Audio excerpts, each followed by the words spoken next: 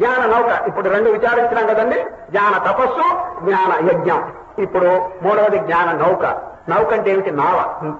ఈ జ్ఞానం అనేది ఎటువంటిదంటే సముద్రాన్ని దాటడానికి ఒక నావ ఎంత చక్కగా ఉపయోగిస్తుందో ఈ భవసాగరం, ఈ సంసార దుఃఖం అనేటువంటి సముద్రం దాటడానికి ఇది చక్కగా ఉపయోగిస్తుంది. కాబట్టి నావ అని చెప్పినారని.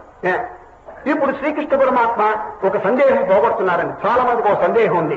ఏమిటి తెలిసినా, ఏమండి మీరు చెప్తున్నారు చాలా బాగుంది, కానీ ఇక మీదట నేను ఏమీ పాపం చెయ్యను, కానీ ఇదివరకు చేసిన పాపం ఏమైపోతుంది అని చాలా మంది ప్రశ్న చేస్తున్నారు. ఇప్పుడు మీరు ఏదో మంచి ధర్మము ఇవన్నీ చెప్పినారు, మాకు బుద్ధి తెలిసింది, ఇక మీద దాంట్లో ఏలు పెట్టాం, మంచిదే.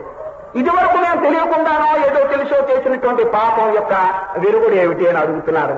అనుభవించాల్సిందేనా పాపం అని చాలా మంది అడుగుతుంటే శ్రీకృష్ణ పరమాత్మ భుజం కట్టి ధైర్యం చెప్తున్నారు.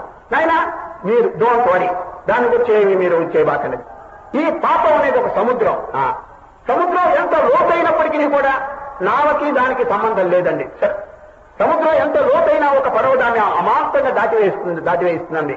అర్జున చూడు, అపి చేదసి పాపేభ్య సర్వేభ్య పాపకృత్తమః.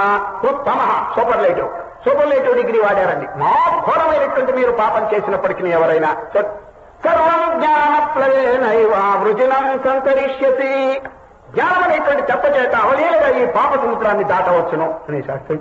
ఎంత ధైర్యం! పాపం చెయ్యమని కాదండి, ఇదివరకు ఎప్పుడో తెలుసో తెలియకో చేసినటువంటి పాపాన్ని దాటడానికి చక్కగా ఉపయోగిస్తుందండి. అర్థమైందండి. చాలా మంది పాపులు బాధపడుతున్నారు, అయ్యో చేసిన పాపం ఏమైపోతుందని. డోంట్ వరీ అంటున్నారు. ఇక మీద చేయబాకండి. ఆ పాపాన్ని ఈ జ్ఞానం అనేటువంటి నౌక చేత అవలేలుగా దాటవచ్చును అన్నాడండి. పుణ్యకార్యములు విరివిగా చేస్తే పాపం అంతా తొలగిపోతుందండి. అందుచేత శ్రీకృష్ణ పరమాత్మ నౌక, జ్ఞాన నౌక, దాని యొక్క పద్ధతి ఏమిటి తెలుసండి? జ్ఞాన నౌక. అపి చేదసి పాపేభ్య సర్వేభ్య పాపకృత్తమః. ఘోర పాపం చేసినప్పుడు సర్వం జ్ఞాన ప్లవేనైవ వృజినం సంతరిష్యసి. అదే శ్రీకృష్ణ పరమాత్మ ఈ రోజు ధైర్యం చెప్తున్నారు.